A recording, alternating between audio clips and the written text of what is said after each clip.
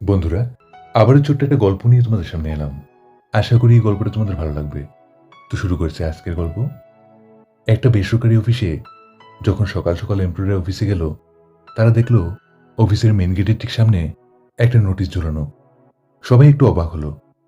তারা কাছে গিয়ে সেটাকে পড়ার চেষ্টা করলো।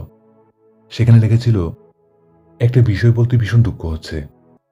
বিষয়টা হলো, যার জন্য আপনাদের উন্নতিটা আটকে আছে, আপনাদের গ্রোথ থেমে গেছে, সেই সহকর্মীর কাল রাত্রে মৃত্যু হয়েছে। আপনারা সবাই এক এক করে কনফারেন্স রুমে এসে তাকে শেষবারের মতো দেখে আসুন। একটা কফিনের ভেতরে ওনাকে রাখা হয়েছে।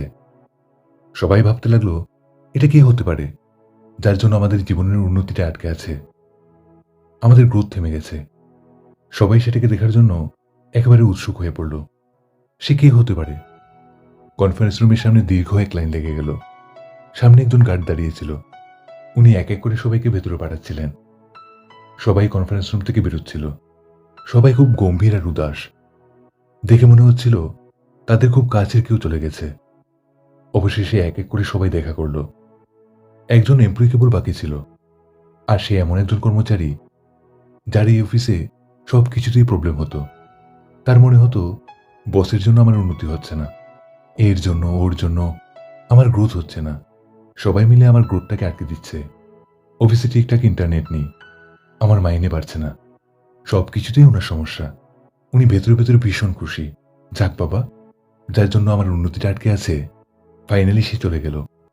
এখন আমার উন্নতিটা কে আটকায়?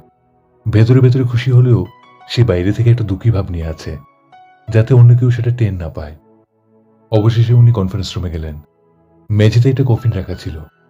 অতি উৎসাহী উনি কফিনের ভেতর তাকালো। কে সে যার জন্য আমার গ্রোথ আটকে আছে? যে উনি কফিনের ভেতর তাকালো, উনার ভীষণ রাগ হলো। উনি রেগে একেবারে লাল। কারণ তার ভেতরে কোনো ডেড বডি ছিল না, তার ভেতরে একটা আয়না রাখা ছিল। আয়নাতে উনি ওনার মুখটা দেখে রেগে চিৎকার করতে যাচ্ছিলেন। এটা কি ধরনের অসভ্যতা! ঠিক তখনই কফিনের পাশে একটা কাগজ আটকানো ছিল। তাতে লেখা ছিল, একদম চিৎকার করবে না, তোমার জন্যই তোমার উন্নতি আটকে আছে। তুমি সবাইকে দোষ দিয়ে বেড়াও, সবার দোষ খুঁজে বেড়াও। কখনো কি নিজের ভেতরে তাকিয়ে দেখেছো? তুমি নিজে নিজের গ্রোথ আটকে দিচ্ছ। তুমি চাইলেই এসব বদলাতে পারো। চুপচাপ উদাস হয়ে উনি সেখান থেকে বেরিয়ে এলেন।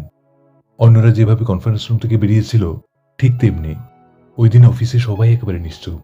যে যার কাজে ব্যস্ত। কেউ কারো সমালোচনা নয়, ফালতু আড্ডা নয়, অহেতুক সময় নষ্ট করা নয়। কারণ জীবনের সব থেকে বড় লেসনটা আজ তারা পেয়ে গেছে। জীবনে উন্নতির পথটা যদি কেউ আটকায়, তবে সেটা আর কেউ না, সেটা আমরা নিজেই। একমাত্র আমরাই আমাদের জীবনটাকে বেটার করতে পারি, উন্নতি চরম শিখরে নিয়ে যেতে পারি। আবার আমরাই সেটাকে চাইলে জাহান্নাম বানাতে পারি। কি বানাবো কি বানাবো না, সেটা কিন্তু সবটাই আমাদের উপর ডিপেন্ড করে। কর্ম ছাড়া ফল আসে না। কর্ম করতে থাকলে বেটার রেজাল্টটা পাওয়া যায়।